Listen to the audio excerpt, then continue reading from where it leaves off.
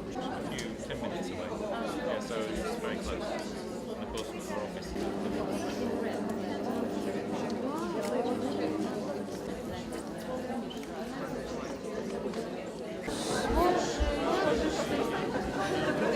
So, dear conference participants, dear guests, I have a great honor to introduce our Vice Rector of Outreach, Viktor Alexeyevich Savchuk.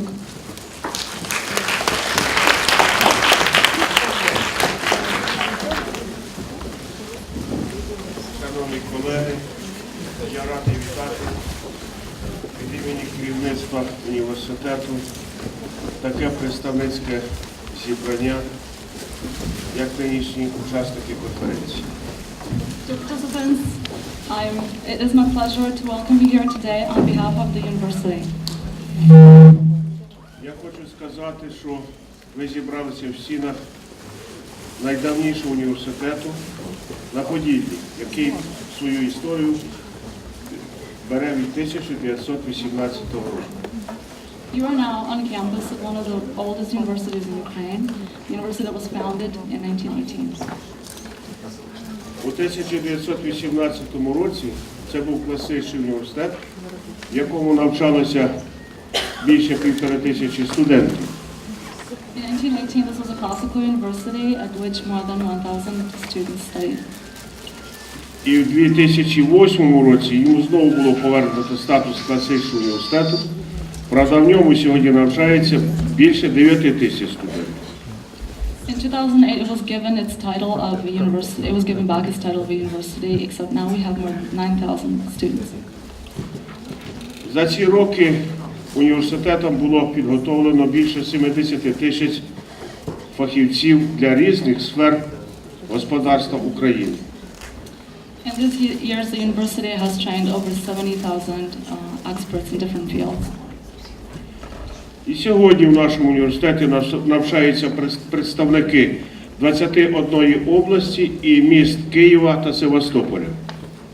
Today we have students from 21 oblasts of Ukraine studying at our university, including Kiev, one of the cities.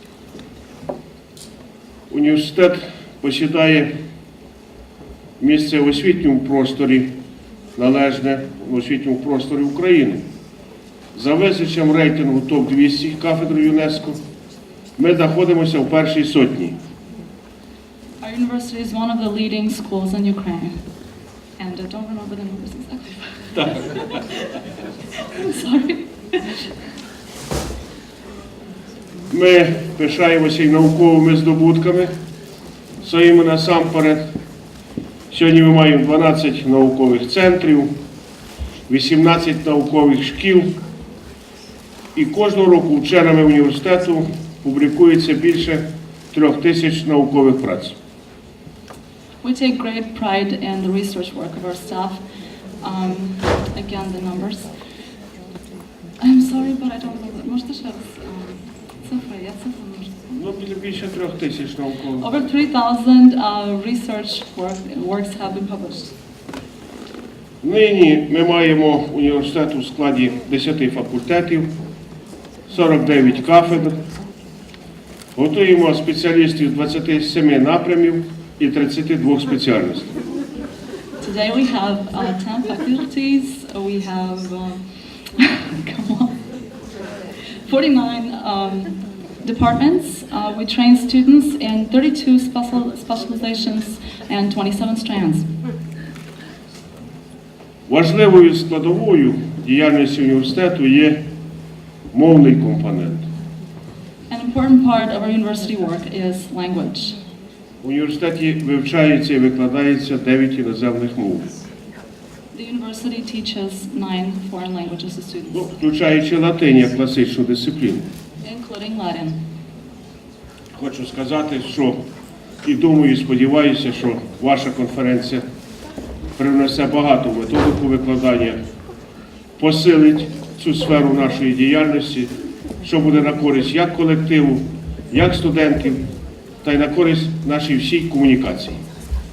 I hope that this university will, that this conference will be a productive conference that will make a great contribution into the field of language acquisition and teaching. І на цій дорозі вам успіхів. And I wish you great success in this endeavor.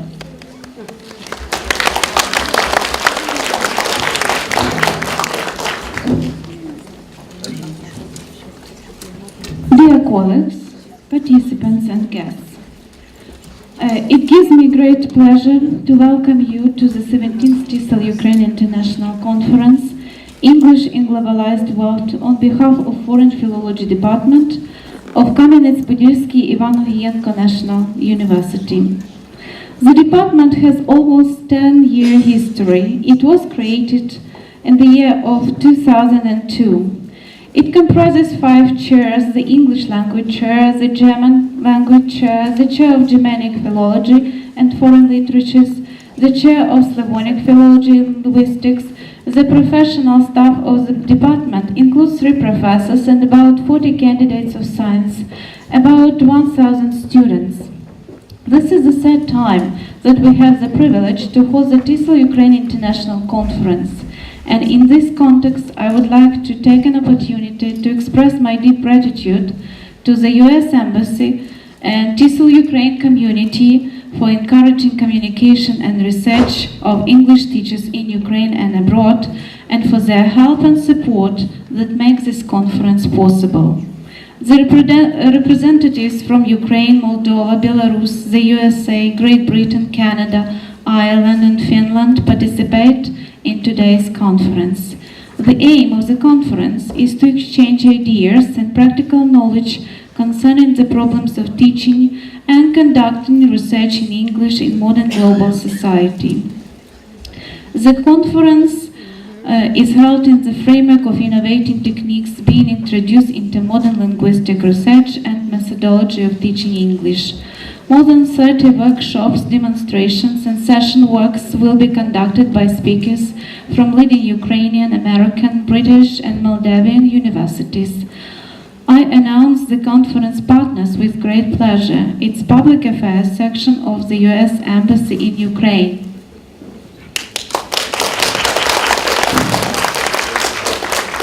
For the first time, we have as a partner the British Council in Ukraine. It's Cambridge University Press and Pearson Publishing House. Let me extend my warmest greeting and heartful welcome to our distinguished keynote speakers, Dr. Helena Curtin, professor from University of Wisconsin, and Duncan Crislow, Cambridge University Press, English language teaching. And of course, all the participants for taking their busy time to share their experience over this important conference. I sincerely hope that this outstanding event could be a stepping stone for relationship between educational establishments in Ukraine and abroad. I wish all the participants productive, stimulating discussions throughout the conference, every success in achieving desired aims while attending workshops and seminars, enjoyable stay in our ancient and beautiful city of Kamenets-Podilsky. Thank you.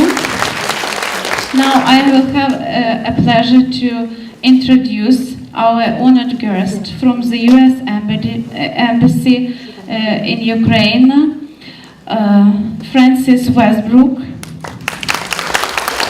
regional English language officer for several countries, Ukraine is included.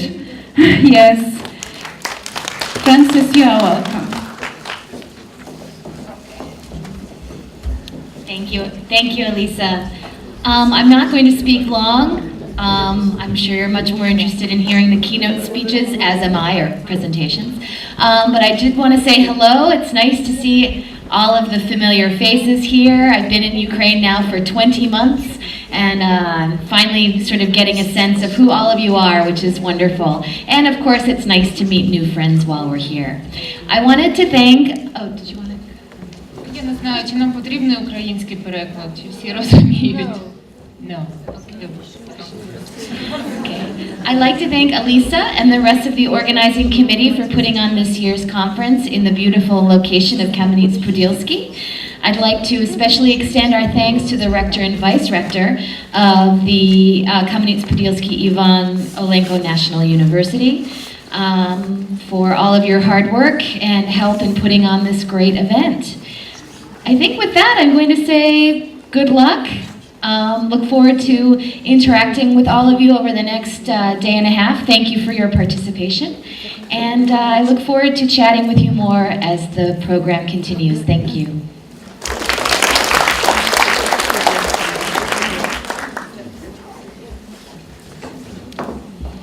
Okay, it's my pleasure now to introduce our first keynote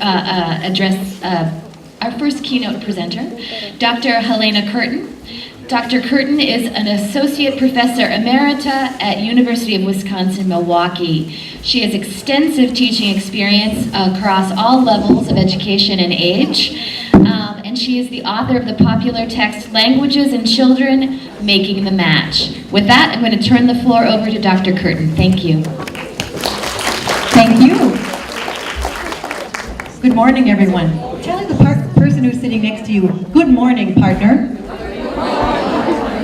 I have a very interesting, complicated title for my presentation, but I promise that the presentation will not be so complicated.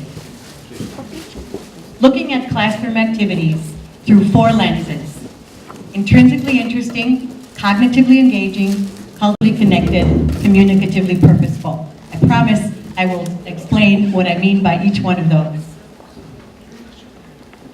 I will have my slides available on my wiki, and so if you'd care to write down my wiki, it's Helena Curtin's wiki.wikispaces.com, and I'll flash this up again at the end so that you don't feel the need to write everything down.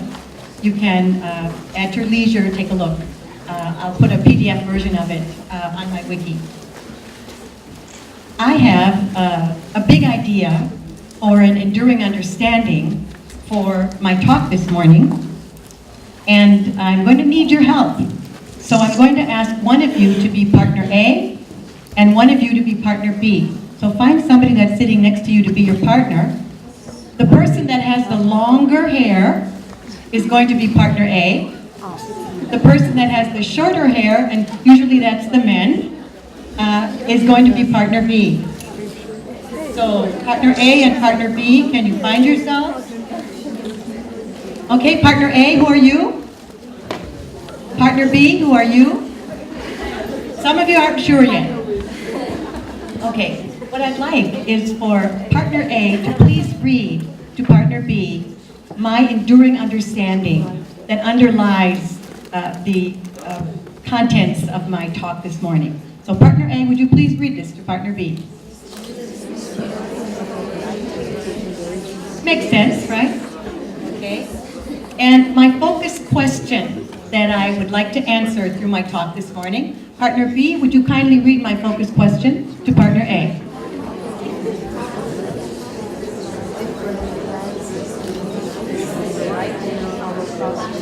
Okay. How can we use different lenses to increase the variety in our classroom activities and make them more engaging?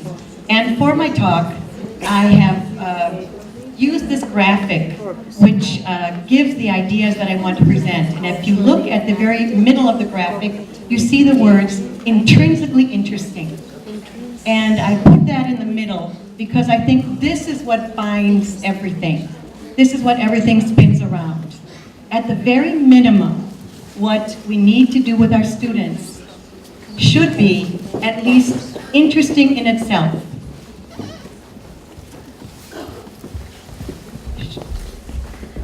Interesting in itself, so that these activities are engaging the learner, are motivating to the learner. And then you also see at the top, communicatively purposeful. There's a reason that the students are engaging in the activity. They're not just repeating. They're not just doing phonics. They're not just doing grammar, but they're actually able to communicate about something. The grammar's embedded in what they're communicating about. Cognitively engaging. So what are we doing to make the students think a little bit? Are we asking them to classify? Are we asking them to categorize? Are we asking them to predict? Are we touching on the regular curriculum in some way? Mathematics, geography, social studies, and so on. So the idea of engaging the brain when we're dealing with our language. And of course, the last one, culturally connected. And are we engaging our learners with that beautiful world of English-speaking cultures? Centered, of course, in Milwaukee, Wisconsin, in the United States of America. That's where I live. And I'm teasing, as you know. I live in Milwaukee, Wisconsin, a city that's near Chicago, on that long lake that comes down in the middle of the USA. The world of Englishes, English from the UK, English from Australia, English from Hong Kong, English from everywhere. We're connecting them to that world of English through the culture that we bring. So this is my graphic organizer and what I'd like to share with you. And we're going to start with activities, and actually, to tell you the truth, spend most of the time during my talk talking about things that are intrinsically interesting. Are you ready? Tell your partner, we're ready. Okay. Tell your partner, I'm very interested to hear what Helena has to say.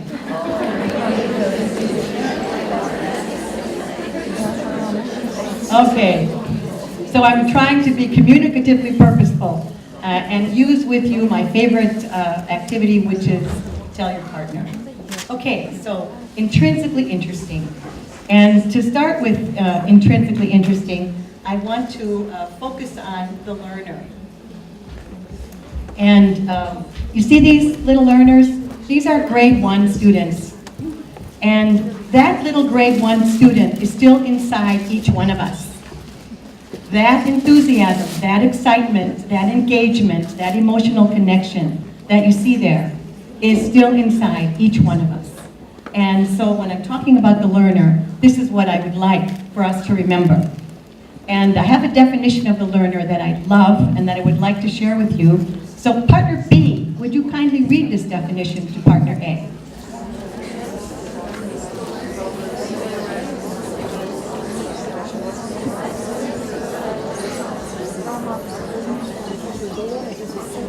Okay. So what does this mean?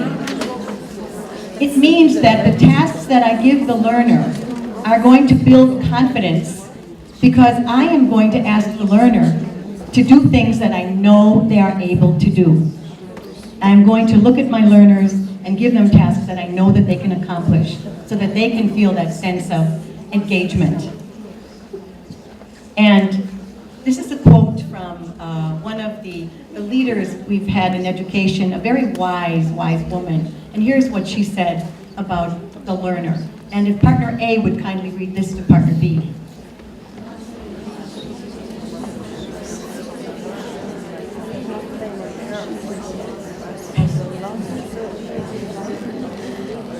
Get it?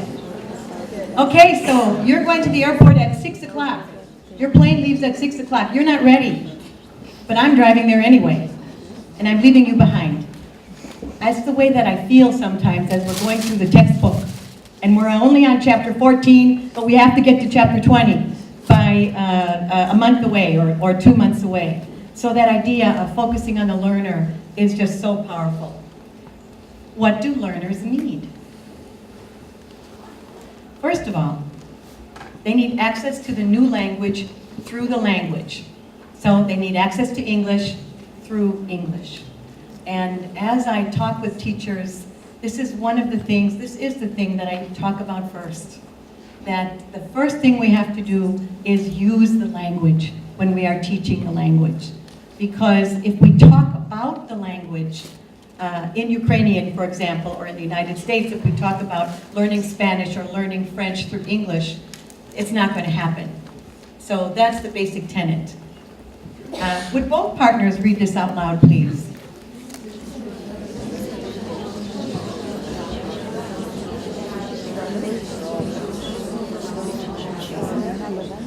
Okay. So there we are.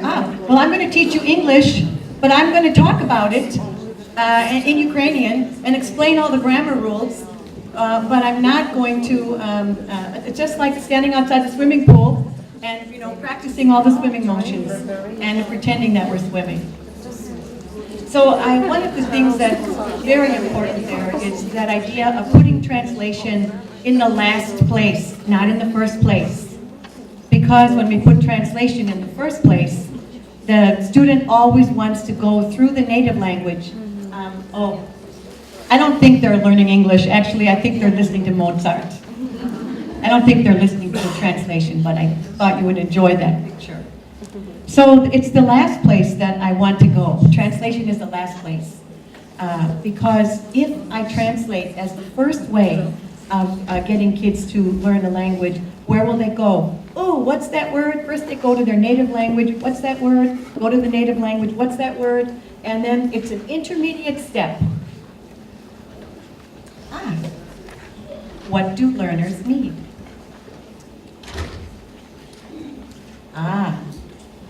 When we speak English, we are the bearers. We are the carriers of culture. And when I used to be a Spanish and German teacher, and also an English as a second language teacher.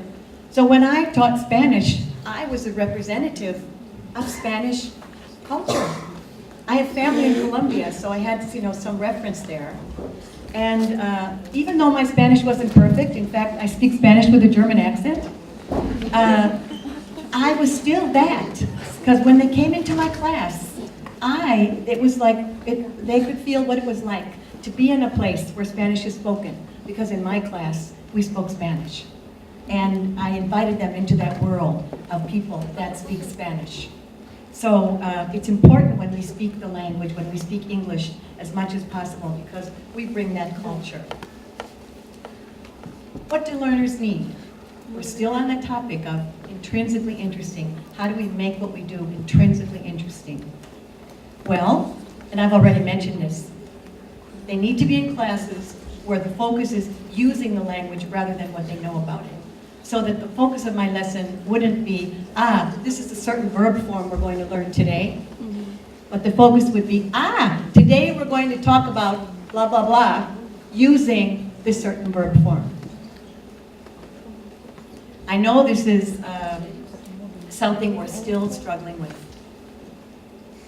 So we want kids to be able to, let's read them out loud as I flash them up. We want the language functions of socializing. Can you read a little louder? Oh, good job. I can hear you now. Excellent. Okay, these are the 5 basic language functions. There are hundreds and hundreds of them underneath there, maybe even thousands. But this is what we want them to be able to do, and this is the goal of our lesson. So, leaving the idea of using English and focusing on English as the first idea of what learners need, let's talk about another important thing that learners need. And I have a cartoon here. I may have to read the bottom of it. Can you read it in the back row there, what it says? Is that a yes or a no? Okay, okay, you see the little boy, and he's holding his hands out to his mother, and he's saying, "Mommy, will you put these dinosaur bones in the freezer so they will keep overnight? Mommy, will you put these dinosaur bones in the freezer so they will keep overnight?" Okay, now, for about 1 minute, or even less than a minute, I would like you to talk with the people around you and decide, why do you think I put this in my presentation? What idea do you think I was trying to get across about what learners need by this cartoon? Okay, talk to your partner just for a minute. She already has the answer, but just take a minute, okay? And then come back.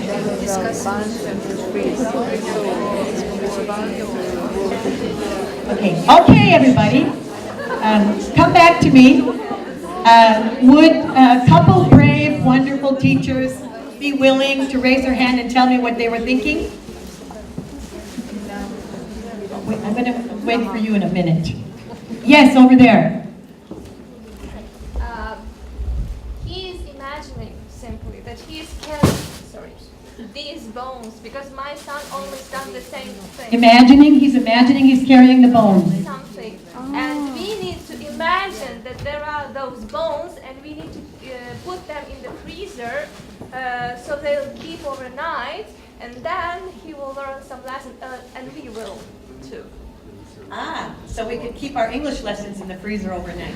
Yeah, We remember the sometimes. imagination. Thank you. Okay, one other person. So she said, I was thinking about imagination, right? That's your idea. Yes, sir. I think that you. Do you mind with standing this up so one- everyone- Yeah, sure. Just to show that adults should remember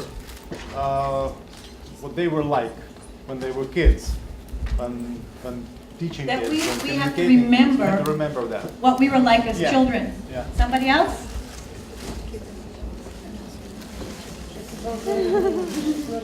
Okay.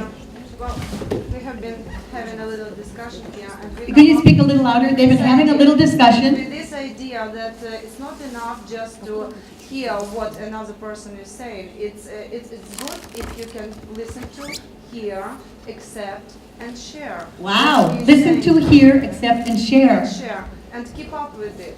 Because it's like in collaboration, then the situation is growing, and you have to come up with a salvation. And you had said imagination also in the Imagination beginning. comes first. It Okay. does come first. So this mother is not going to say, what do you mean there's no dinosaur? You don't have any dinosaur bones.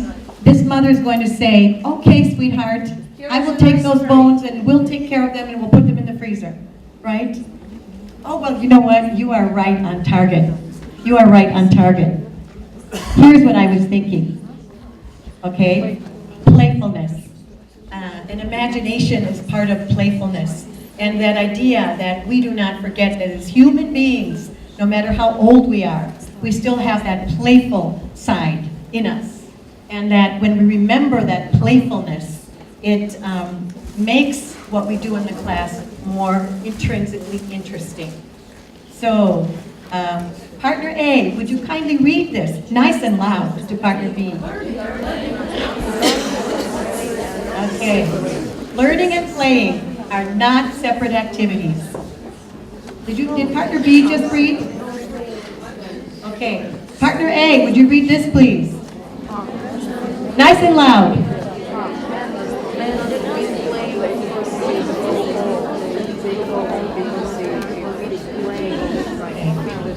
Would you agree with that? Okay.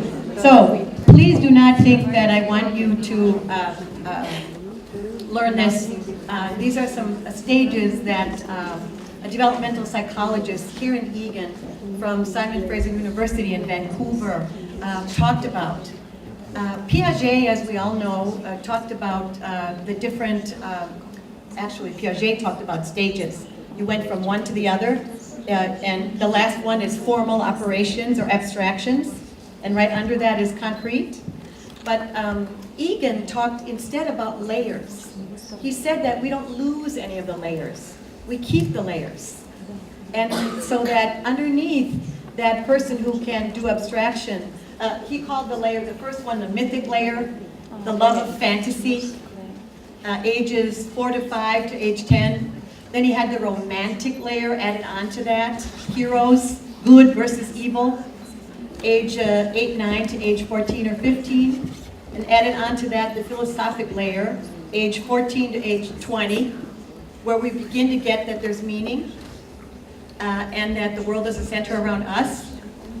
And then the last one, the ironic layer, where we all are now, in the gray area, where it's not black, it's not white, it's very, very complex the way that we live. But the point is, and it's what I have at the top there, he said, leave nothing behind. So let's not forget that love of imagination. Let's not forget that playfulness. Let's not stop cutting, coloring, and pasting, and doing projects, and doing playful kinds of things in our class at grade 6 or at grade 5. Let's keep it up. Let's remember. Let's remember those layers. Well, we're still talking about intrinsically interesting. And The next area that I want to talk about is context. Learners need context. And of course we know from brain research, we know from second language acquisition research, that the way we learn language is within a meaningful context. And you are going to love what I have for you next.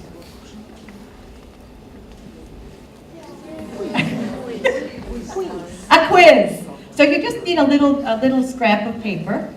A little scrap of paper, and it looks like you all have it handy. Okay. And in my, you ready for my quiz? Okay.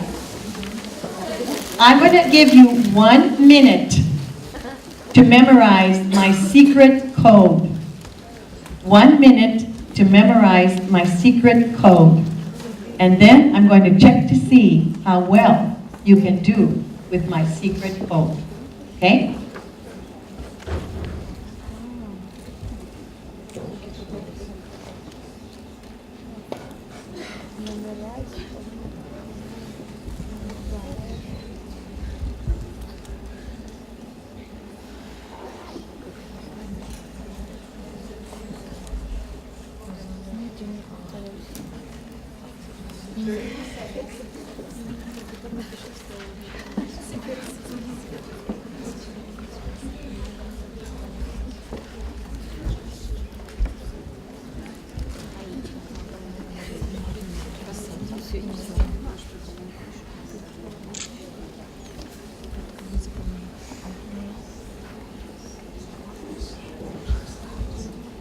Are you ready?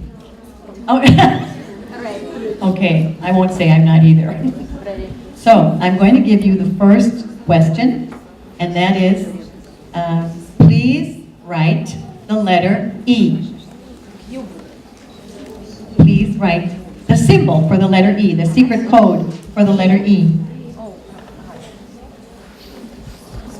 Okay? How many got it? Raise your hand if you got it. Wow! Very good. Okay, secret code. Next one.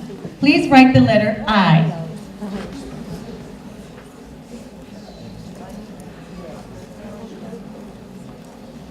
All right. Who got that one? Oh, you were very, very good. The last one is easy. The A. Please write the A.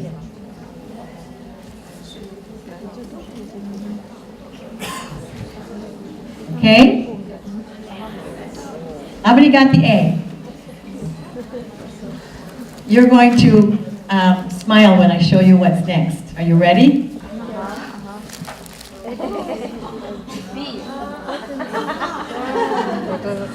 Okay?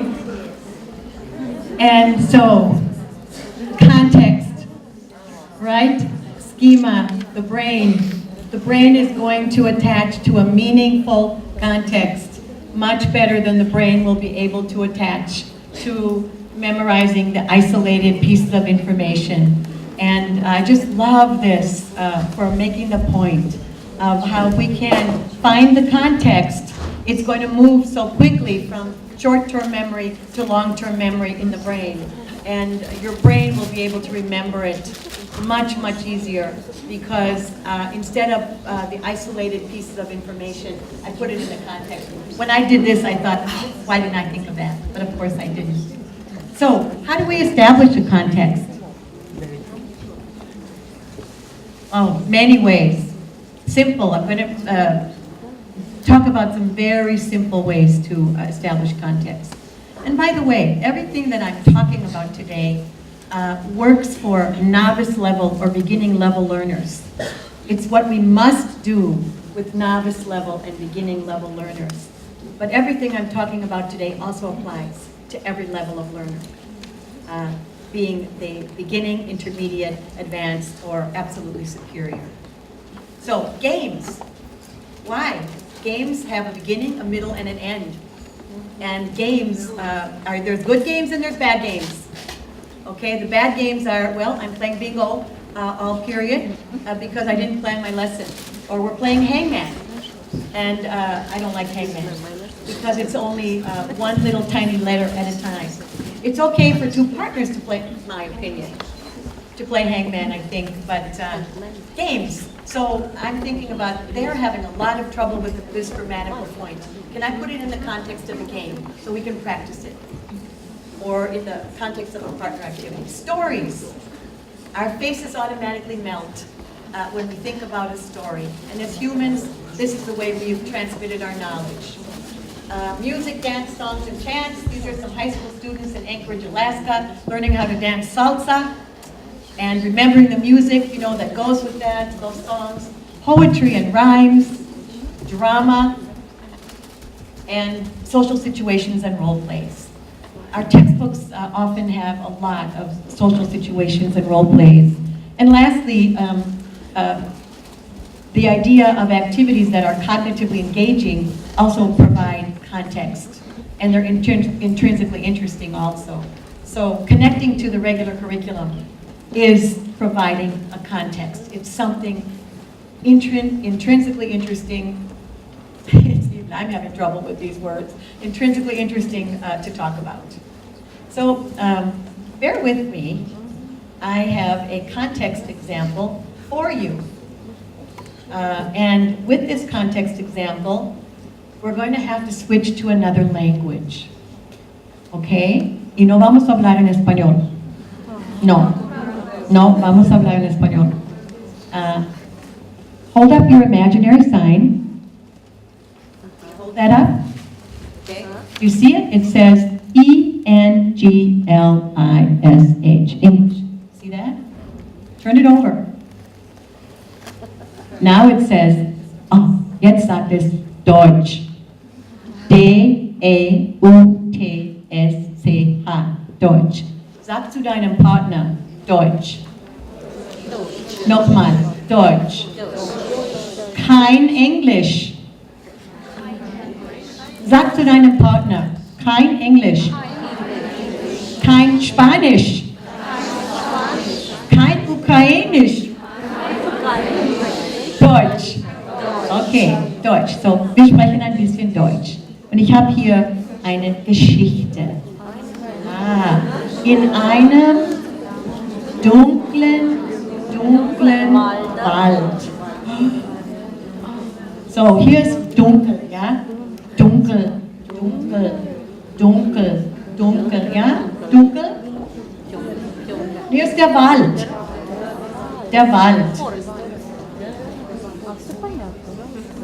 Und hier ist der Wald in Wisconsin, ja? Meine Familie, wir haben ein Haus, ein kleines Haus in diesem Wald, in Wisconsin, ja? So, hier ist die Geschichte. In einem dunklen Wald war ein erst Helena und dann ihr, okay? Erst Helena und dann ihr, okay? War ein dunkler Weg. Und auf dem dunklen Weg war ein dunkles Haus.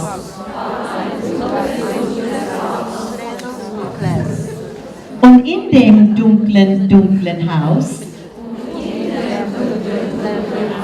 war eine dunkle Tür. Hinter der dunklen Tür war eine dunkle Treppe. Am Ende der dunklen Treppe war ein dunkler Schrank. Und in dem dunklen Schrank war eine dunkle Schachtel. Und in der dunklen Schachtel war ein Gespenst. Ein Gespenst, ach mein Gott, ein Gespenst. Oh, ein Gespenst. Ein Gespenst. Oh.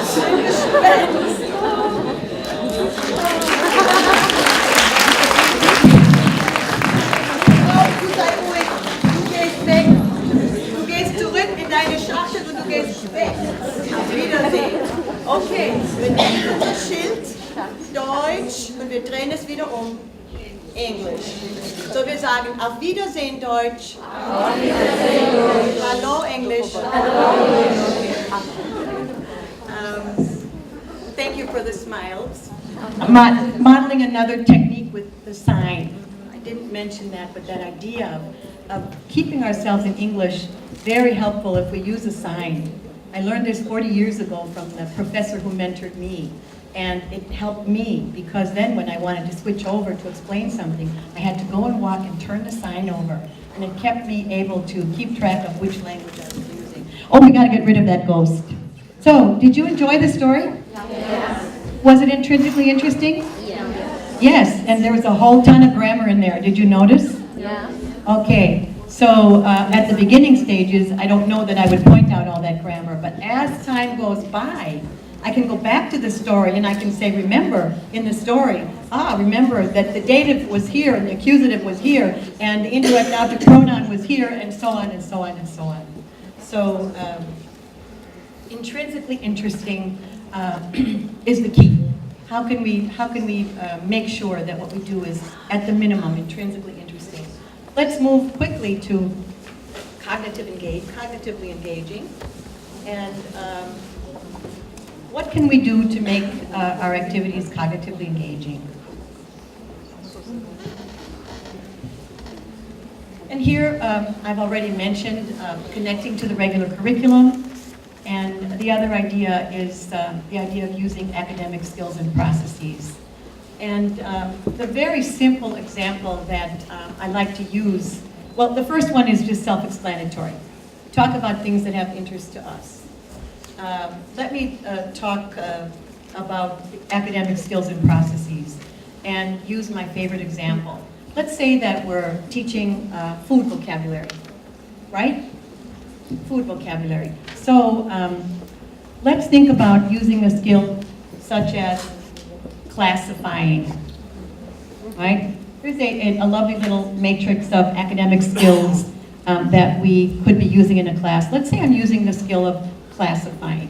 And I'm going to give you 3 foods, the names of 3 foods, and I'm going to ask you to figure out what was I using to classify those 3.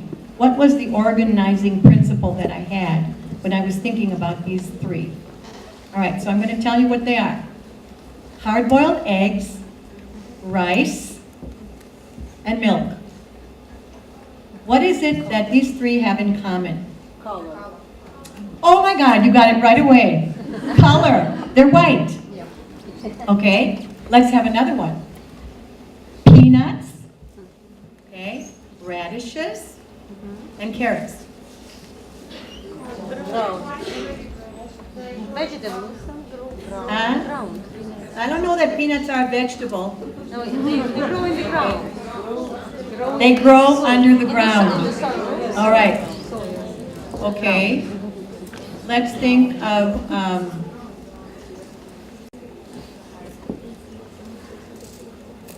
hot dog, hamburger. Okay, she already said unhealthy food, yeah. And I was going to go into, typical foods that we eat, in the USA, okay, or, McDonald's hamburger or a Dairy Queen burger or, fast food, whatever. But you can already see where I'm going. Okay. And the idea is I'm teaching food, but I'm making the students think about how to classify those foods. So what I'm going to ask you to take about 30 seconds with the person sitting next to you and see if you can come up with 5 more ways that we could classify food. Came up with color, came up with things that grow under the ground. We came up with fast food or unhealthy food. Come up with 5 more, about 30 seconds.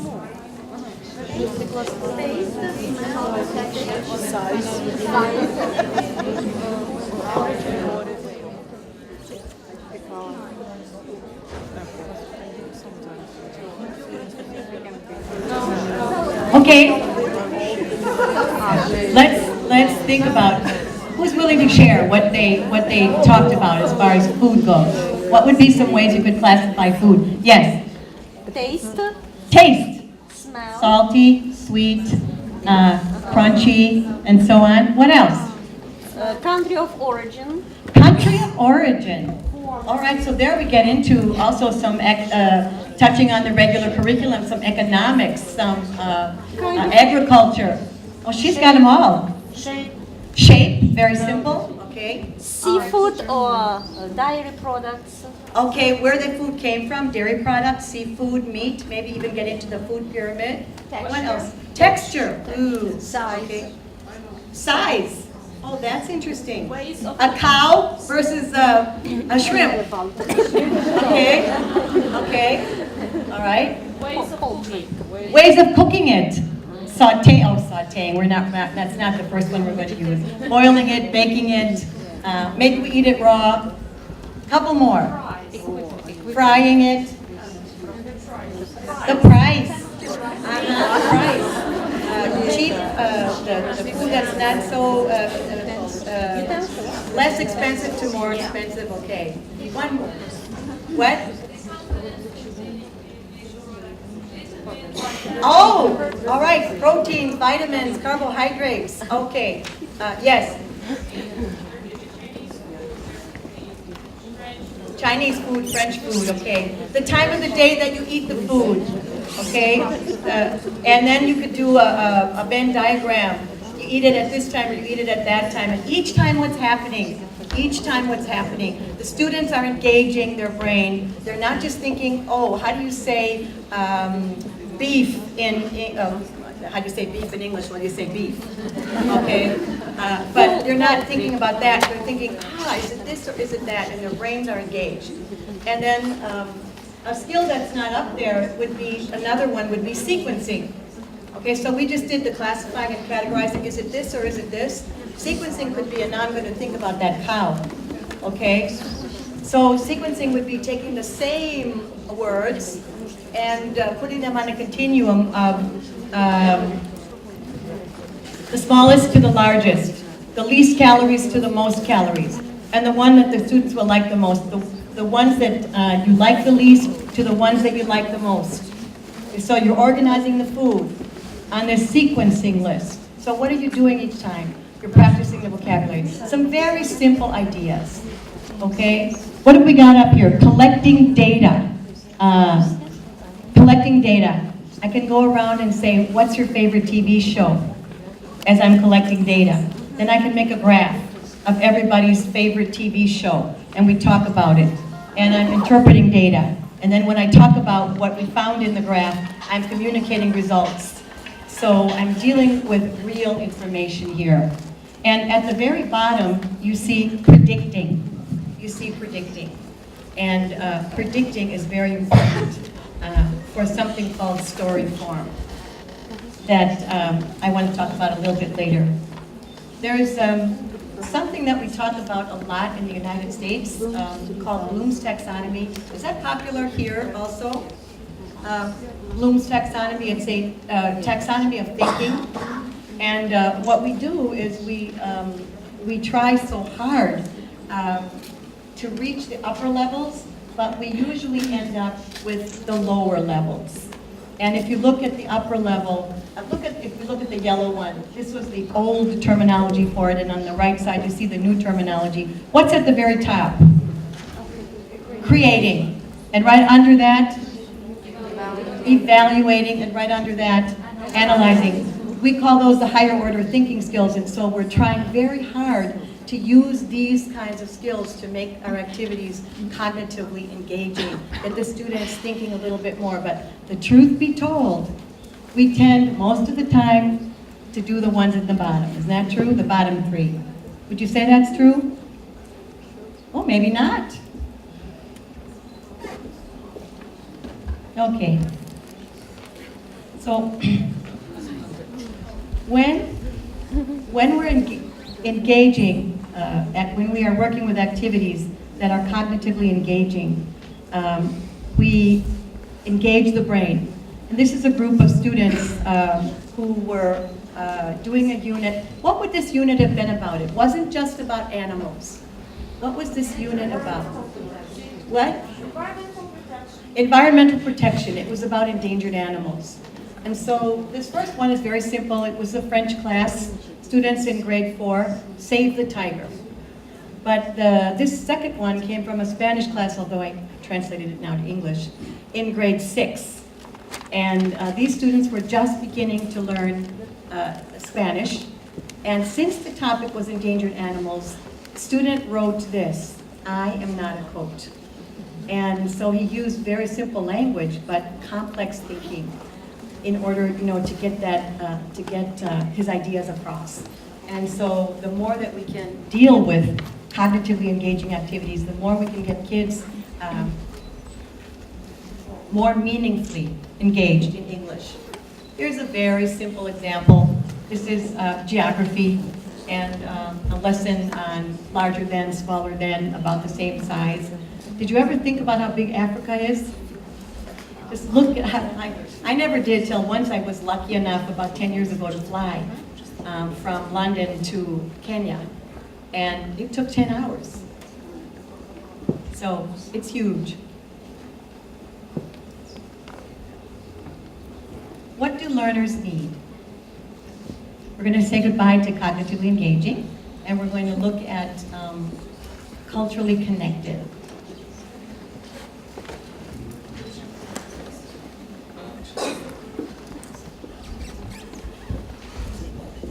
And the question is, whose culture? Whose culture? And if you look at the bottom, oops, you can't see that. You look at these two pictures. This is my culture. These are 2 farms in Wisconsin. And so, as I think about connecting my students to culture, I have to first think about, what is my culture? Who am I? What are my ideas? What are my biases? How did I grow up?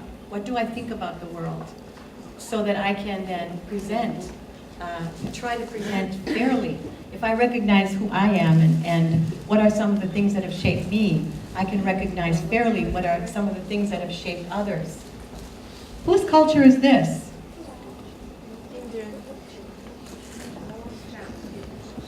It's Thailand. Okay, but so a person in Thailand learning English, a person in Ukraine learning English, or a teacher in Thailand or Ukraine, we all come with our various perspectives. So I mentioned to you that I'm from Wisconsin. So there's something in Wisconsin that we all have in common. Can you see what this is made from? Cheese. We are called America's dairyland. We have 5 million cows and 5 million people. We have 1 cow for each person. So cows were interesting to me when you talked about that. So that idea of who am I? What made me? And what do I bring to the class as I'm thinking about culture? And this idea of culture, the iceberg of deep culture. We often start with the what. What is it that the people in this culture do? And then we move to the how. How do they do it? But of course, the most important is why. It's not that they're weird. Why do they do this? And in the USA, we have a group of standards for language teaching, similar to the Common European Framework of Reference, the CEFR. And in our standards, when we talk about culture, we talk about practices, products, and perspectives. Okay? So the products are the what. Perspectives keeps disappearing, maybe because it's so hard to do. The practices are the how, and the perspectives are the why. And so as we think about teaching language, we have to think about, yes, the practices and the products build the foundation for the why, for the perspective. And the example that I like to use when I think about it is motorcycles. I live in Milwaukee, and we have more than cows. We also have motorcycles. Harley Davidson, is that a name familiar? Yeah. Milwaukee is where Harley Davidson motorcycles are made. It's the center, the factory, the main factory. And when I think about products and practices and perspectives with the Harley-Davidson motorcycle, well, what's the product? The motorcycle, okay, easy enough, and people like it because it makes that weird loud noise, which I don't like. What's the practice? Riding into the wind on my Harley motorcycle with a pretty young woman sitting behind me with her hair blowing in the breeze, okay? And what is that perspective? Freedom. Exactly, freedom. I can do what I want. The open road is my friend, and so on. So that idea that when you think about the product and the practice, like even thinking about a McDonald's hamburger, the product, the practice, the perspective. What is the perspective? By the way, what is it?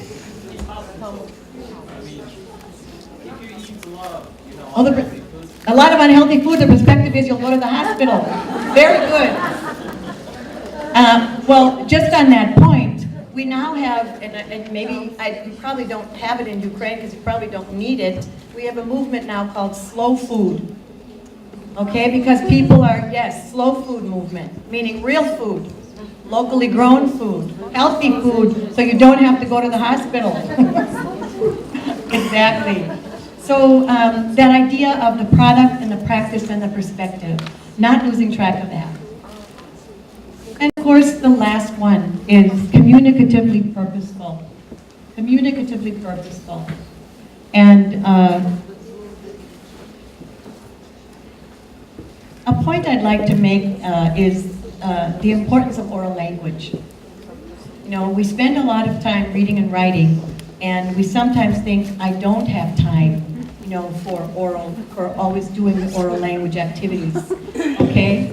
But when students are required to produce the language, they process it at a deeper level, okay? And if we take the time, like even as I just took the time to have you talk to your partner, I was hoping you would engage more with me, because you would process more what I had to say than if you just sat there and listened to me, no matter how obviously interesting I am. That was a smile. And research, not just in a language class, but in any class, that when students talk and engage, they learn and remember more than what they learned before. And so it's our job then to do as many partner activities, as many group activities as we can possibly do, and get them going into partners as much as we can. Tell your partner work is very important. Mm-hmm. Well, we've taken a long road, and we're back to the beginning. We want to look at classroom activities through 4 lenses.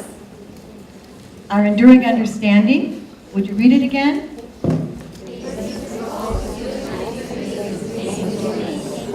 And the focus question?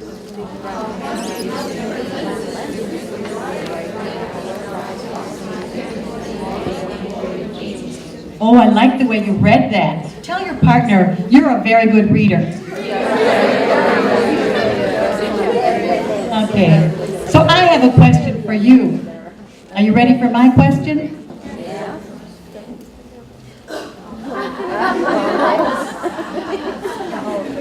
Excellent. And it's a question. No answer. I do have an answer. It's coming up. Are you ready for it? Yeah. Okay, I'd like you to read it out loud.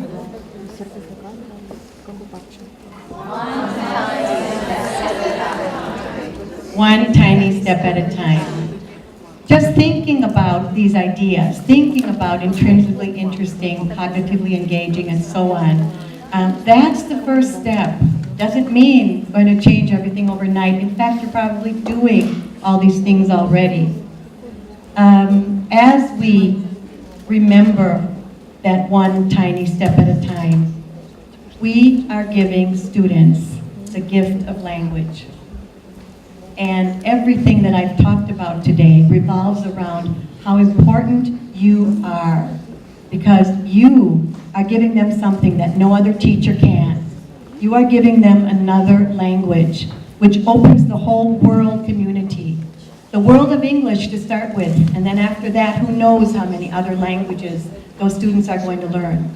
And we as language teachers are changing the world one child at a time. I would like you to put that into your brain. Tell your partner, please, we are changing the world one child at a time.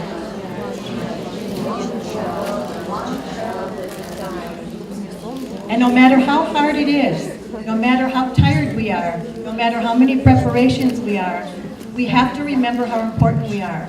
And that 20 years from now, there will be a student who will come back to us and say, you made a difference.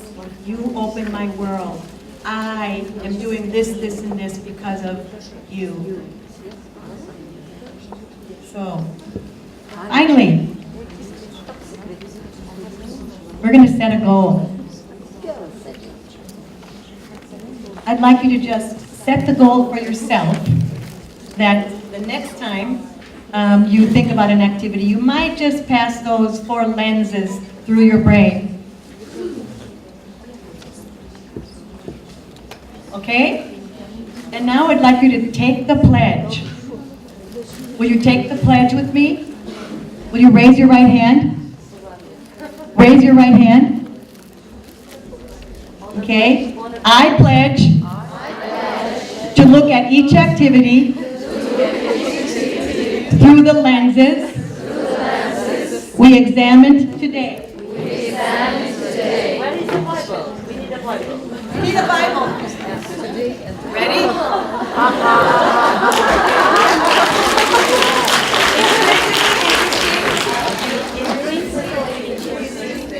Cognitively engaging.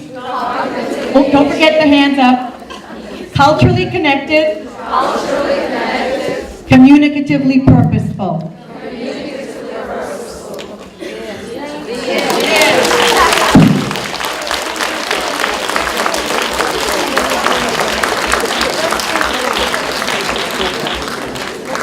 Thank you very much.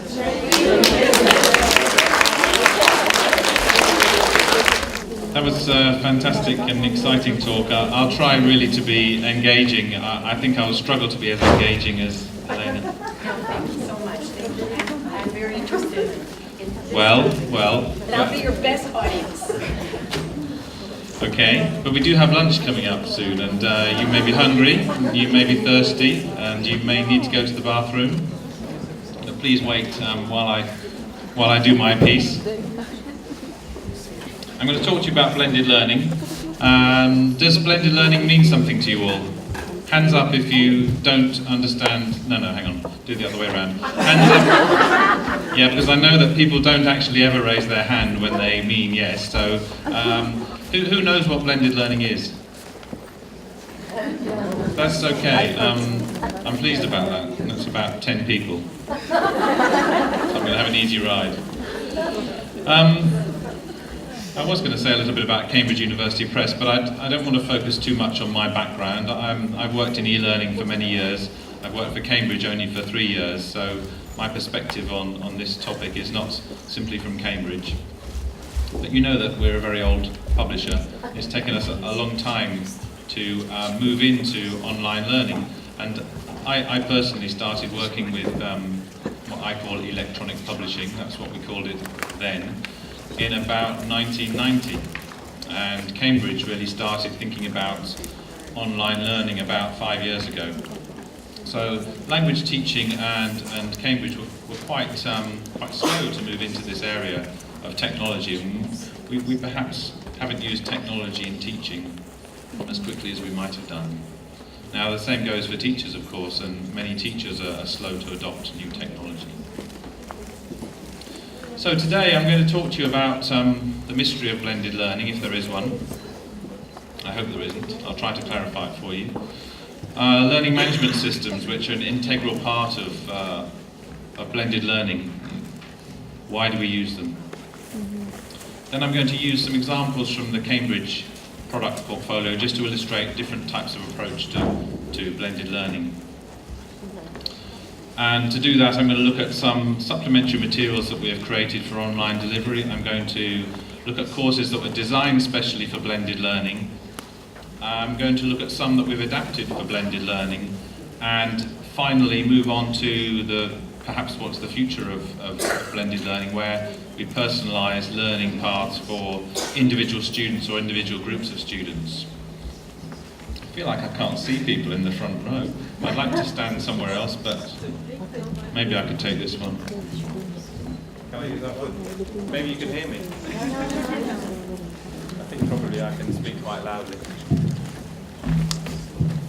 The only problem with this approach is that you end up with occasional very loud bits. We'll go for this one. I've got a couple of quick quotes here. Now, you don't need to write anything down. I will make these presentations available. These are two different definitions of blended learning. And the first one, I think, is the one that I would go for now, and it was written quite a long time ago, actually. The blending together of, bringing together of traditional classes with virtual education. So really, face-to-face tuition and online learning, which is usually self-study. But also people tend to think of blended learning as just bringing multimedia activities into the classroom. And that was perhaps the first definition of blended learning that we saw some years ago. The introduction of a VHS cassette player or some other type of musical device, CD player perhaps. So now for those of you who understand spatial images better than words, here's another way of doing it.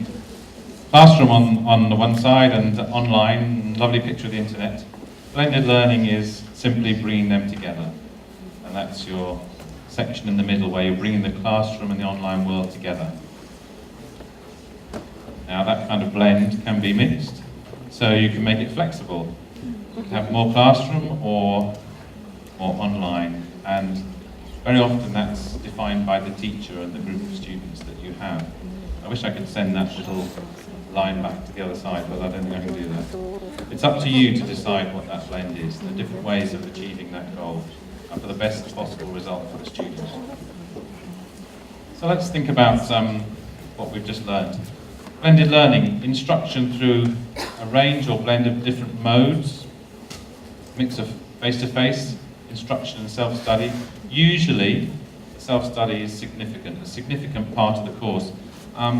We very often send students off to do a little bit of online activity of the supplementary work. That isn't really a blended learning approach. We're really talking about where there's a significant amount of self-study involved in the learning process. And it's up to publishers and the schools and the teachers to deliver a kind of optimal blend for different types and profiles of students. All of this happens, see that happen again, I can't move my left hand. All of this happens through a learning management system. This place, usually on the internet, where everything is stored, all the work happens and all the results are kept. Okay, this is my little pyramidal approach to blended learning. In fact, blended learning is somewhere in the middle of this pyramid. At the very bottom is where many classrooms are, without any technology whatsoever. And most normally we see a trend where classrooms see the introduction of some type of technology, like an interactive whiteboard perhaps, and then moving on to have some sort of online activity, like an online workbook. I'm not saying this is what happens in your schools and in your universities and colleges. This is the kind of trend that we see. And moving right up to the very top, the point on the top of that pyramid would be where a student was sitting on their own and working without a teacher. Now that isn't where we expect students to be, and self-study courses are generally pretty unsuccessful. We see a huge dropout from self-study courses. So when we're designing materials from a publisher's perspective, we're always looking for the key role of the teacher in that process. I mentioned learning management system. I just want to reassure you that there's lots of confusing terminology about the learning management system. I may be telling you something that's very obvious to you, but you may hear about the virtual learning environment. It's the same thing. Managed learning environment, learning platform. we often talk about platforms. These can be publishing platforms, they can be learning platforms.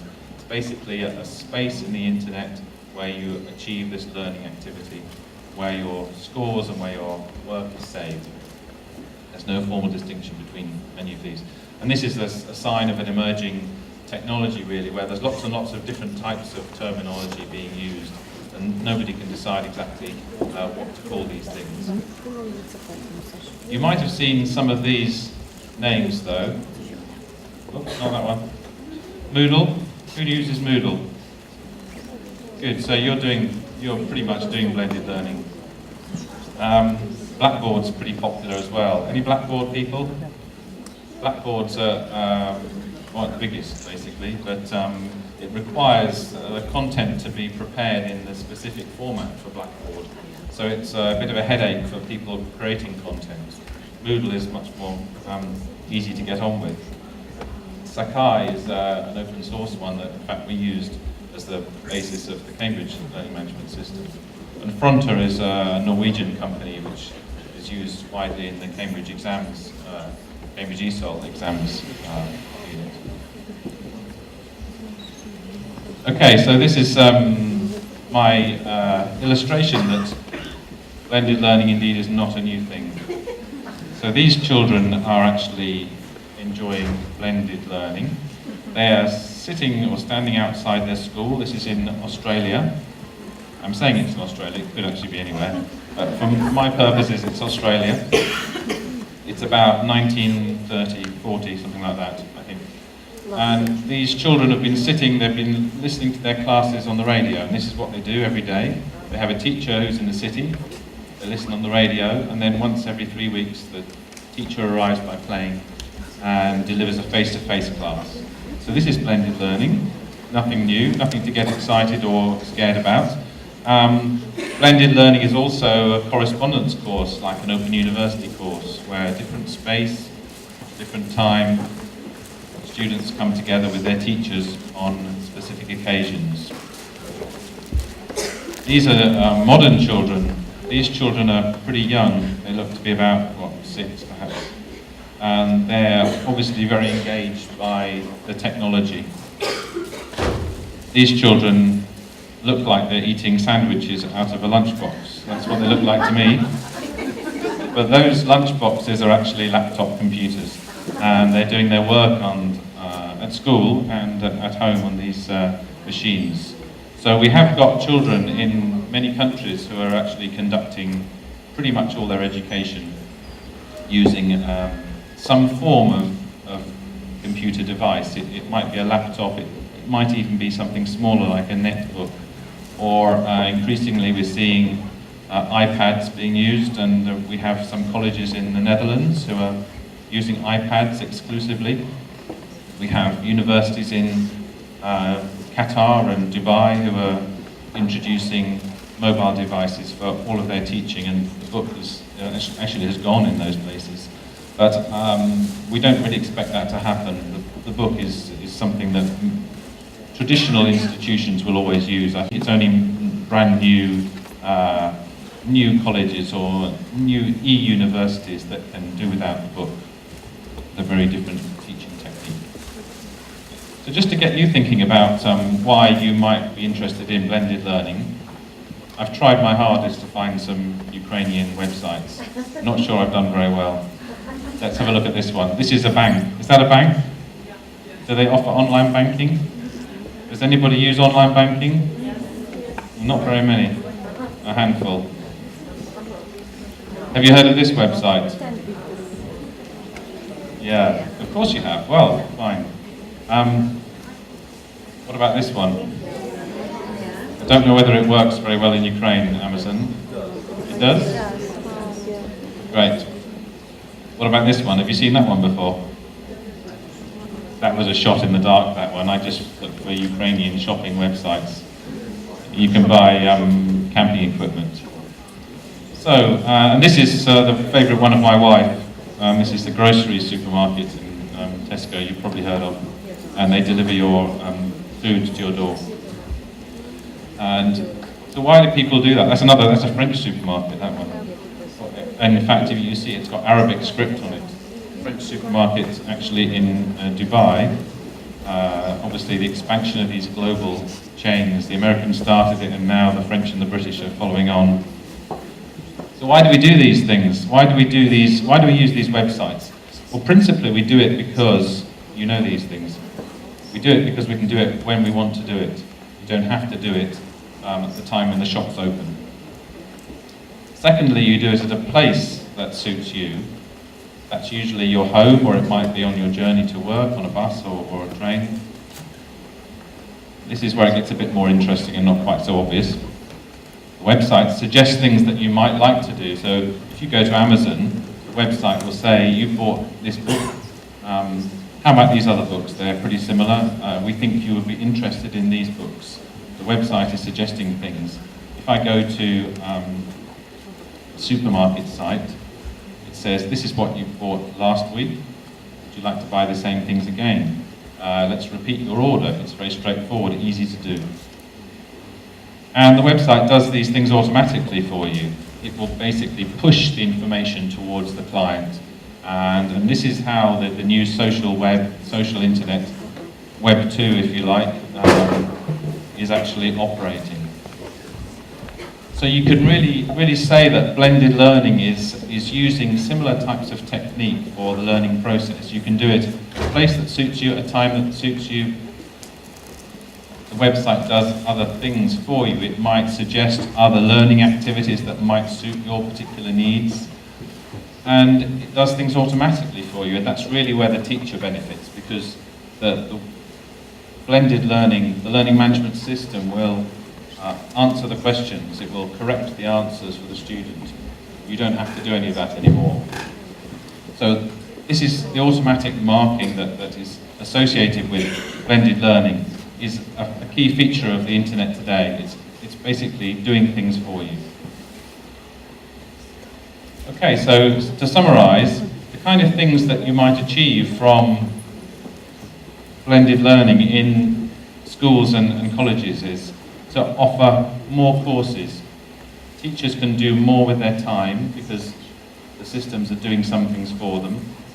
So we can do more courses, we can expand the range of courses that we're offering, and we can expand the number of students that we're teaching. We have much more flexibility in where our students are, so you can start to introduce distance learning programs, for example. Students' work is automatically archived so that there's no concern about losing data. Everything is there to be measured and you can see improvements very easily. And you can use different types of learning activity to suit the different styles of the students that you have in your class. Some students will take to online activities much better than others. And all of that leads to three key things. Much more autonomous learning. The responsibility of the learning activity is much more with the student. It takes away some of the responsibility from the teacher and gives it to the student.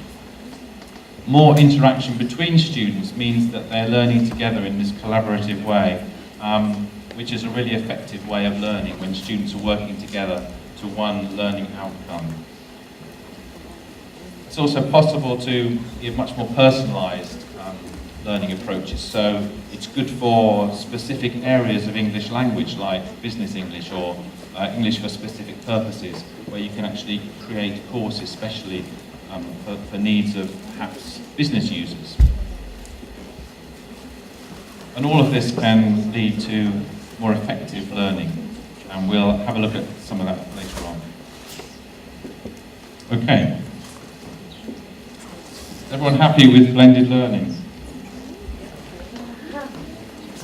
Okay, I just want to give you a little bit of a negative side, I suppose. You know, we'll look at the benefits here and then we'll see when it's perhaps not so appropriate. It's really great when you haven't got much time as a student. You can't go to class. If you're a businessman, you can do things on your own when you're traveling, perhaps.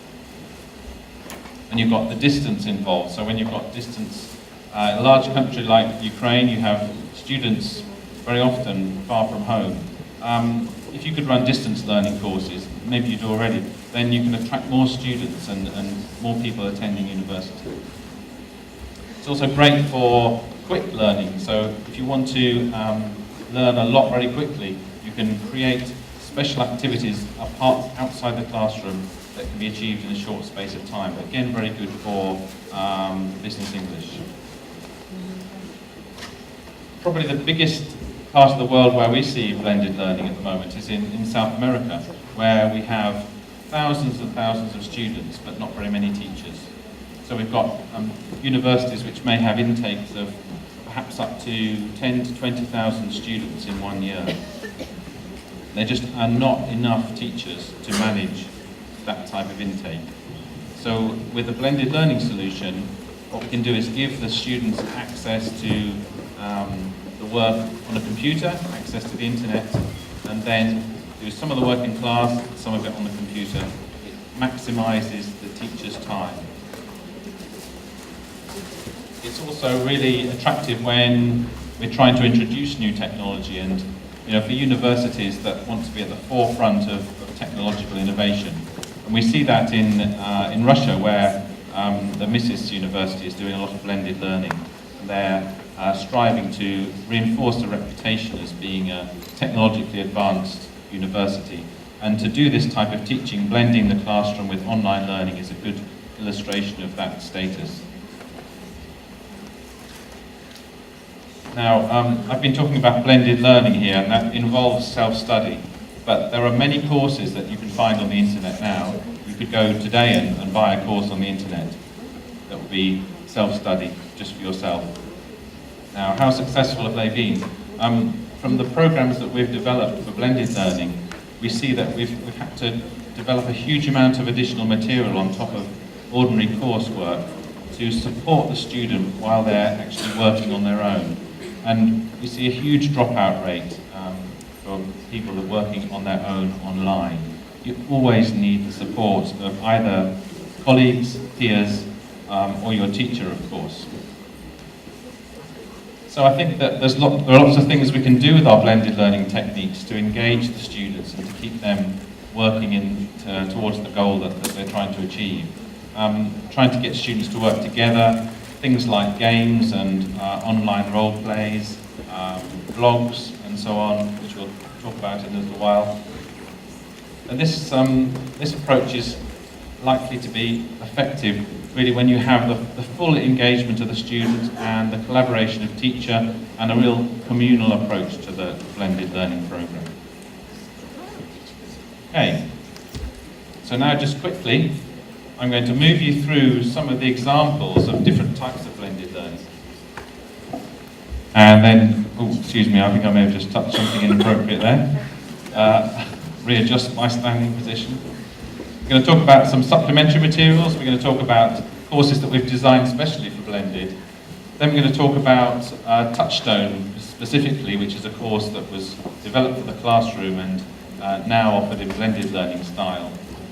And then finally a new platform, a new website that Cambridge has introduced, which allows a much more customized approach to blended.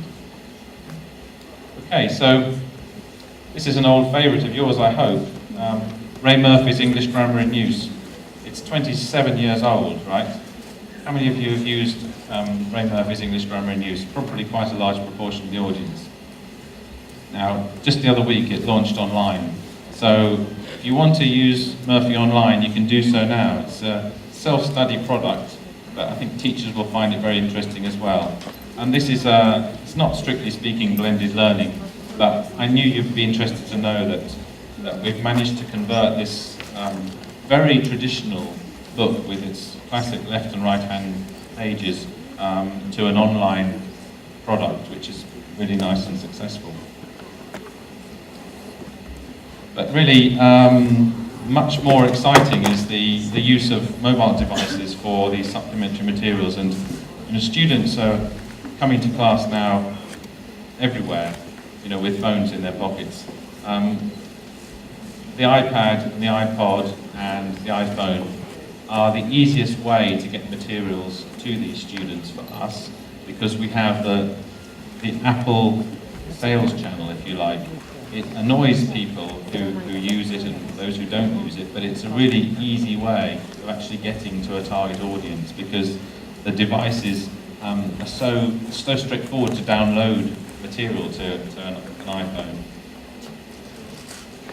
We have the App Store, and that's the only way you can get materials for your iPod. So we just have to be in the App Store, in iTunes, and the iPad becomes a learning device. And there are an increasing number of materials now that you can get: exam preparation material, grammar materials. This is English Grammar in Use again, which is available on the iPhone, iPod. This one is just called English Grammar in Use Tests. There's also one called Activities. Uses a tiny percentage of the grammar material, but it's really engaging. You know, you can see here the questions, the way it works. Very easy. A, B, or C. You can probably see Tom's got a new girlfriend called Helen. Really? How long? How long do they go out? No? Wrong. How long have they been going out? So it's a very easy kind of learning activity.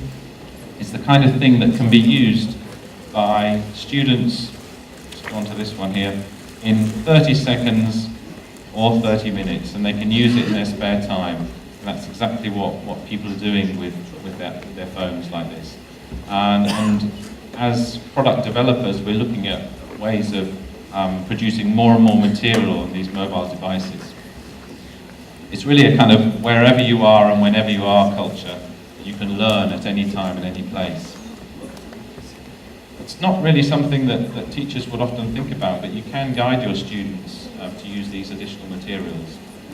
And, you know, I think if you see them using their mobile phones in class, which they might do, think about whether there may be some learning materials that are suitable for them to use when they go home. And blended learning is partly about extending the kind of remit of the classroom into a much wider sphere of the student's life, and getting them to be learning at all times, really, in their social life and while they're supposed to be at school, using this technology which they're familiar with and they want to use. And really we're thinking now about whether we should be producing some of our courses for mobile devices so that they can actually be used inside the classroom and outside the classroom using the same devices. And this is stimulated by the adoption of these devices by certain institutions, and we're a pretty long way off that happening, you know, right across Europe even. Just a few places where it's beginning. I think we will see that this is a way forward in the future. Now, the first types of blended learning course that were produced, I guess, were especially designed for blended learning. It was a kind of fad that we went through some years ago, and this is maybe a little difficult to read, but the principle of these courses was that they were developed with a blended delivery in mind. So we created classroom materials and we created online materials, and we specified to the teacher which parts of the course were to be delivered in the classroom and which parts were to be delivered online. So this diagram shows you a theoretical working week of this blended learning program, where the teacher would decide basically which part of the course the students would be covering in that week. And they would decide which classroom activities would be done. They would contact the class through the management system, tell them what to do online in preparation for the face-to-face lesson. The students would do the work on their own. They would discuss and answer the questions online. Then they would meet face-to-face and for the activities which were not suitable to be carried out online, like speaking activities. So these were the first types of blended learning courses. They were really quite rigid in the way that they were arranged, and they didn't allow a huge amount of flexibility for the teacher or for the students. Just got up on the screen here, I'm going to run you through a kind of sequence of slides which shows you how this type of program would work. This one is a financial English course. It has actually been used in Ukraine, I think at the British Council, and it's popular particularly in areas where there's a high demand for very specific financial and accounting English. You see here that the program, the module basically, the learning module will include a detailed introduction with case studies, problem backgrounds where the student is reading on their own in the self-study mode. They will be introduced to some sort of problem with audio and video. Here's an example of a video where the student would just be listening and they can look at transcripts, for example. There will be an immediate multiple choice question to check that the understanding of the student from the problem that has been introduced. Activities which will cover reading, listening, where you'd obviously be listening to activities on the system and then checking comprehension. Speaking activities which were only for practice purposes. So in this case, the student would just start talking, record themselves and play it back to themselves. No opportunity for the teacher to actually listen to those recordings. It also covered writing like this. And then back to the face-to-face session. So all of that work will be done prior to the face-to-face class. And then the teacher has all of these notes telling them what to do in the class. It's basically a course in a box, an online course where the student has their work to do, the teacher has their notes. Here you've got classroom activities that the teacher can carry out. And these are described in some detail, right down to the task. This is like the student's book, the teacher's book basically, telling the teacher what to do in the face-to-face class. So these courses, they would have video, audio and recording activities for the student. They would have teacher materials, and they would have features that you'd expect from the learning management system, like automatic marking, the progress review, the portfolio of the student was retained, and there was discussion forums. They had lots of multimedia, lots of imagery.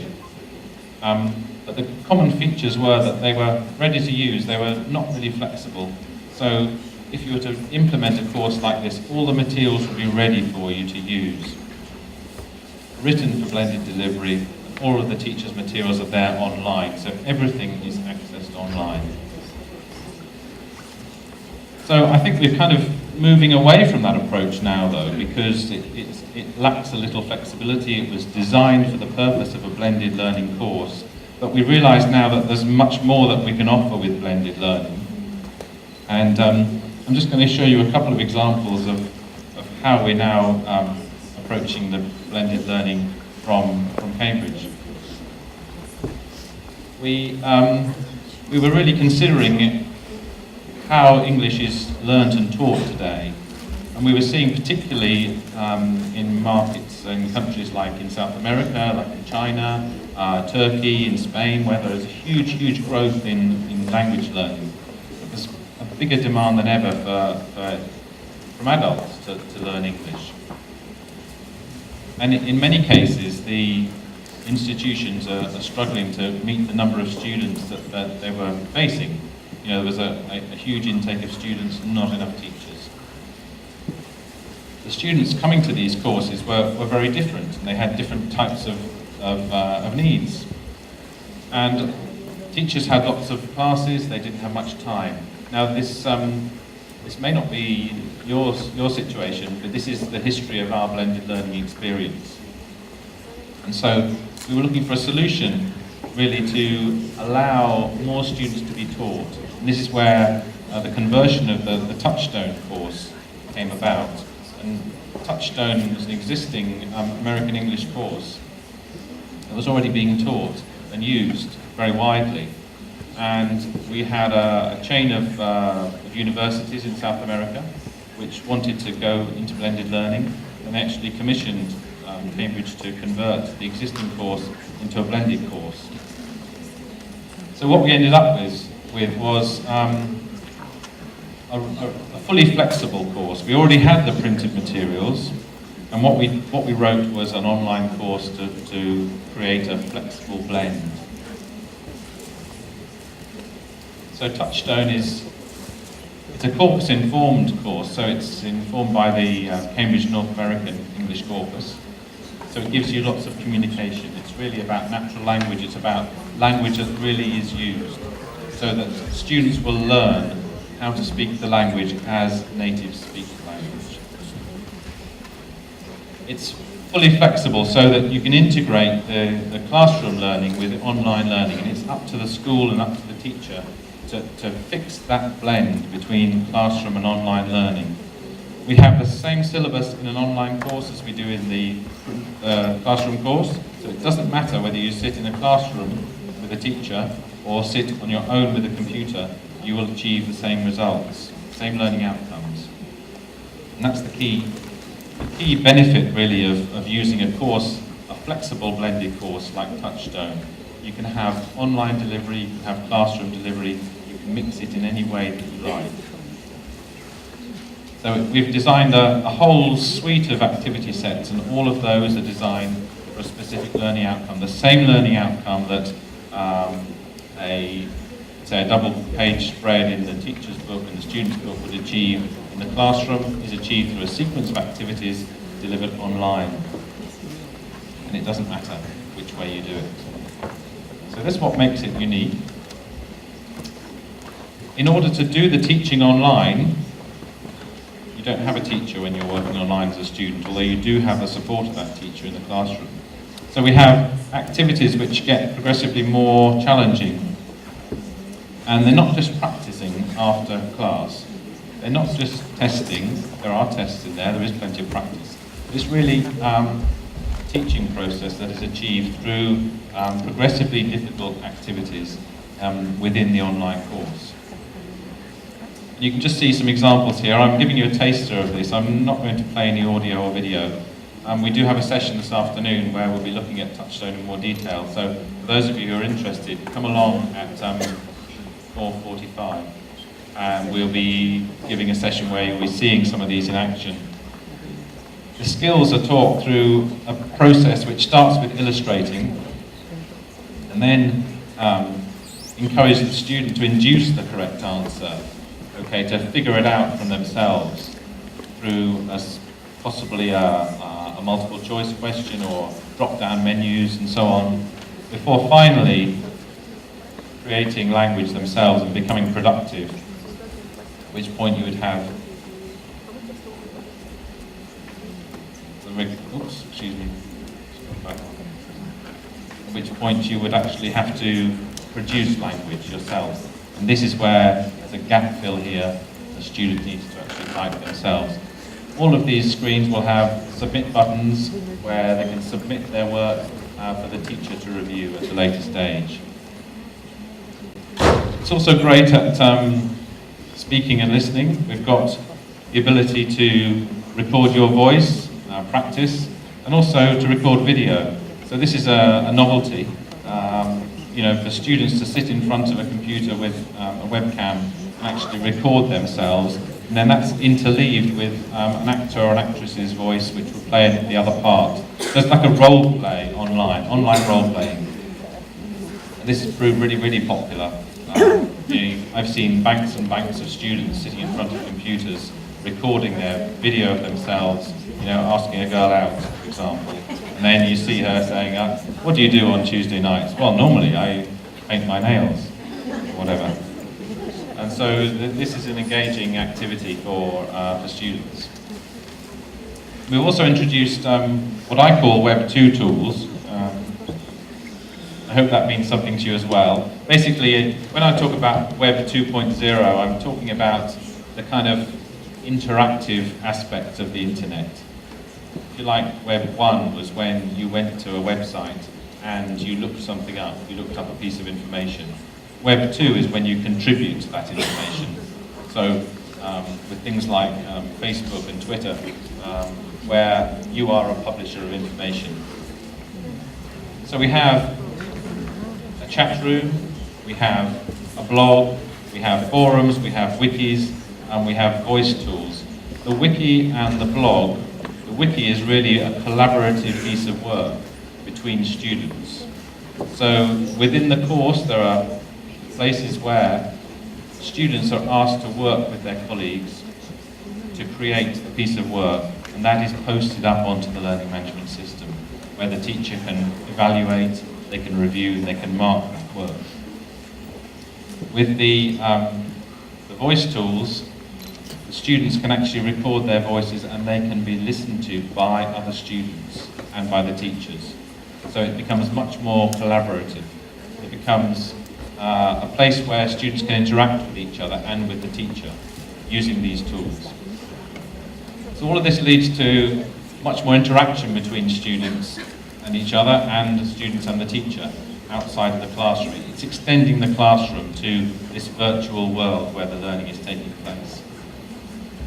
It also means that students are being productive and talking about themselves, so they're writing about themselves, they're speaking about themselves, and all of this material is stored within the system for review and for marking by the teacher. The teacher is monitoring all of this work through the virtual space, using these places that students are familiar with. You know, they like working in these types of environments. They will go to chat rooms, they will go to forums, and they will enjoy recording and listening to what their peers have said about themselves.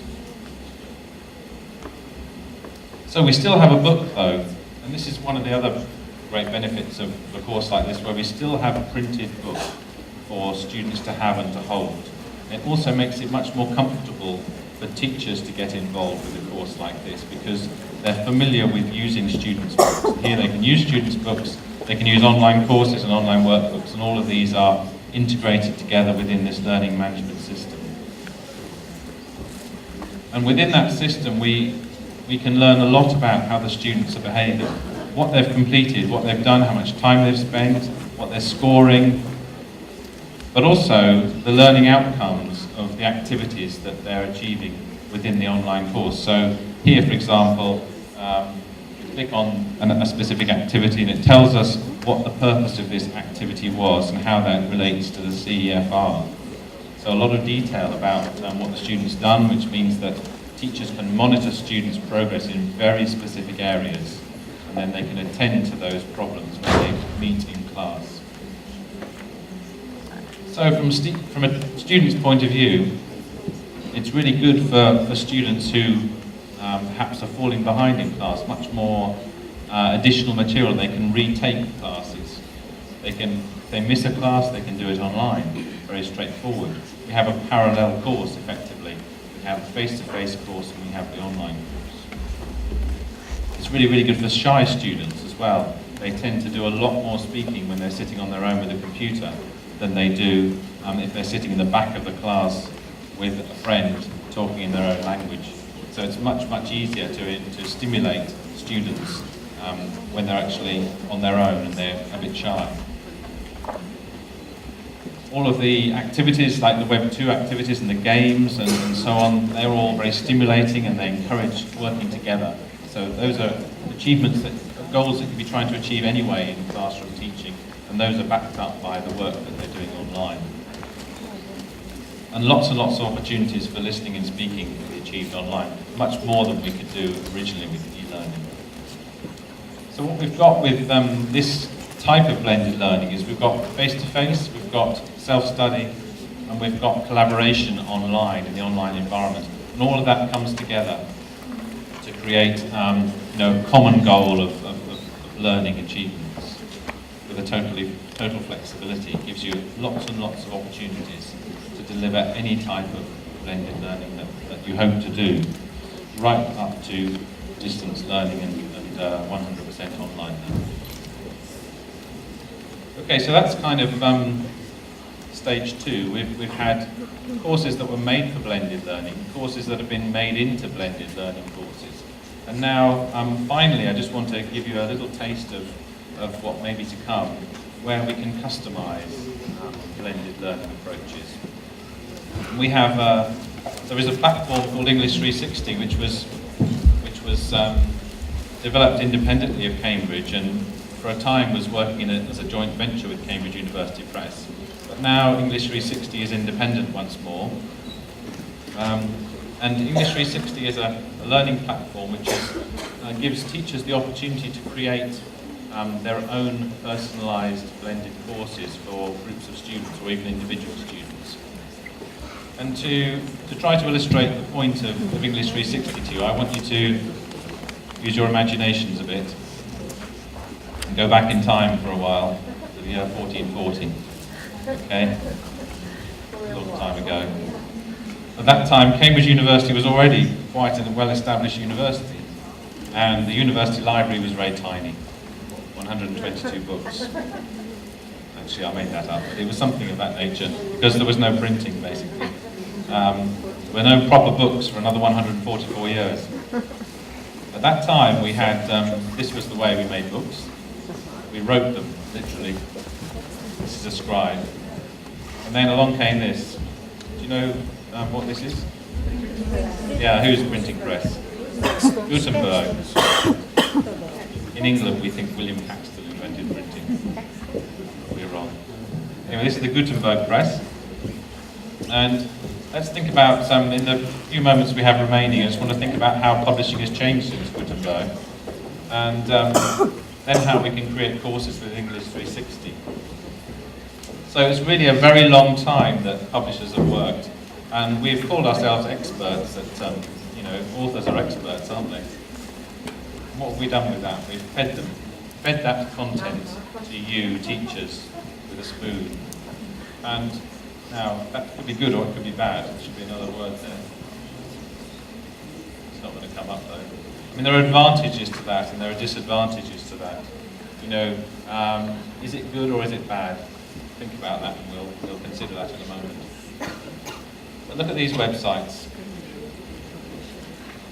You may not have heard of that one. This is a website which is for people who like drinking wine, called Forked. You can share your views on wine drinking and which wines are good, which wines are bad. This is another one of my favorites. Have you heard of Ravelry.com? Ravelry is a community for knitting and crocheting. So it's a place where people who share an interest go together to share information and discuss information. This is called the School of Everything. The School of Everything is a place where you can go and find out how to do something. You can find anything from learning Portuguese to learning how to make a paper hat in the School of Everything. You can learn how to drive there. And this is Flickr, where a lot of people share their photographs. It's effectively a publishing site. So everyone can be a publisher now. We're all publishing. How many people use Twitter? Does anyone do Twitter? Yeah, there's a few Twitterers here. So you are publishers. Your opinion is valid. People who follow you, they follow you because they want to hear what you're saying. You're publishing information. So there are advantages and disadvantages of that. I mean, the good thing is that we have more opportunity to be flexible and to create more information and to create our own information. Disadvantages is that you don't know whether it's good or bad. I mean, look at Wikipedia, for example. Do you trust it or don't you trust it? So I think it's getting better now. But it's all about the community of the internet, becoming a publisher. This is what Web 2.0 is all about. So if you think about the advantages and disadvantages of different types of publishing, there's a lot of text on there. You don't have to read it all. Basically, publishers are respected, and generally you trust a publisher to create something that is worthwhile and reliable. Okay?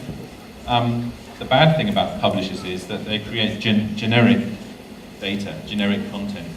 It might suit your needs, it might not suit your needs. Okay? Also, it does take us rather a long time to make things sometimes. So if you're an author, you'll find that it can take up to 5 years before your book's finally published. When you start. That's partly because authors write slowly. It's also because publishers take a long time to do things. If you're a school or if you're a university, you can create your own materials and you can do that really quite quickly. You can make materials that suit the needs of your students. And those of you who use Moodle, that's what you're doing basically. You're creating material that suits the needs of your students.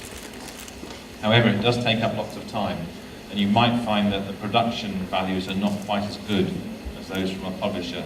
You might have lots of photocopied materials or scraps of paper. So the idea of this English 360 platform was that it would transform the publisher's content into a much more dynamic content that you could update and make more applicable to the needs of your students. Also, it would give teachers the ability to actually create their own content and supplement published content with their own content to create a much more personalised learning experience. And then plugging into that software which would enable people to communicate with each other and to learn about their needs and to collaborate and work together. So that's what English 360 is. You can look at it at www.english360.com. It has content, it has software, and it has community. So these three main aspects, with university Cambridge Press course materials, materials that have been gathered from the internet really and put onto this site, and from teachers who are part of the English 360 community and want to share their materials. They're there available as well. With teacher-generated content, schools who have created their own content can use it as a place to keep their materials and then chop them all up and create new courses. It saves the course materials and it can republish that material into a sequence that suits the needs of particular groups of students. And it can be used for homework, it can be used online, it can be used for printing out, for creating materials for use in class, or for online or blended materials. So lots and lots of flexibility. We're looking at a much more flexible approach to blended learning. So you could say that what we used to do this, to take books, cut them up, and we used to photocopy them, right? That was what we call a personalized course. But now what you can do is you can take all of these materials from the 360 community. You've got like a learning management system behind it, and then you can mix it all up, create your own personalized course. Now I need to finish up very quickly now, so I'm going to move on to show you just a screenshot of what a student would see when they're working on one of these courses. You can see here that he's currently scoring 47%. The rest of his class are on 64%, so he's got a good motivation. You know, this is the kind of features you'd see from the learning management system. So I say that the future we can see that we're moving towards a much more flexible approach, learning and teaching solutions with lots of online components and lots of flexibility, and also the introduction of online assessment, which perhaps we're lacking at the moment. There are online exams, but they're not integrated into courses. So that's one area we're looking at. More mobile learning components. We're certainly seeing a huge demand for that in many countries, and we're having to work very, very hard to keep up with technology. You know, you see, if you're going to get 2 versions of the iPad out in 12 months, we really have got our work cut out to keep up with that kind of growth. We need to have materials which is portable between different types of delivery modes. So printed materials, online materials, blended materials, and also mobile materials. Lots more devices coming out. You know, more and more people are going to have these smaller devices in their pockets. So, just to close, if you're skeptical about innovation, well, if you are, I don't know whether you are or not.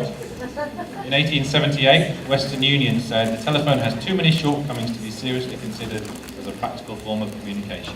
And they said the device was no use to them at all. And now there are 5.6 billion mobile phones in the world. And in Ukraine, there are 118 mobiles per 100 people in the population, apparently.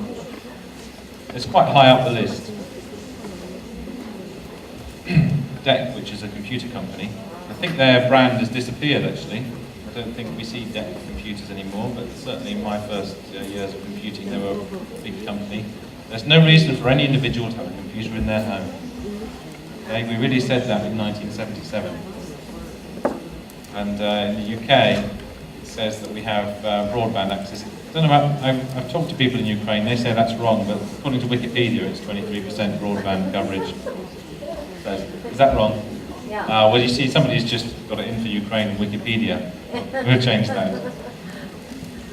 And this is my favourite, probably. The horse is here to stay, but the automobile is only a novelty. This is what the bank said when Henry Ford went for some investment. They said, we're not interested in your car. Now, there are over 1 million motor vehicles around the world today, which is a bit of a scary fact. And this is what Henry Ford actually said. He said, if I'd asked them what they'd wanted, they would have said faster horses. So you may think you want a better book, but in fact, you want a better blend. Okay?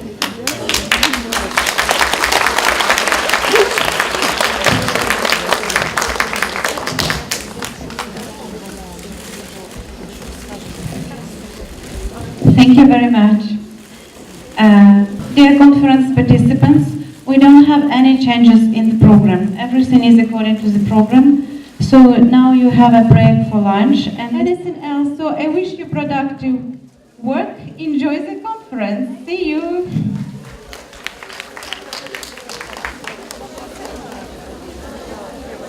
Про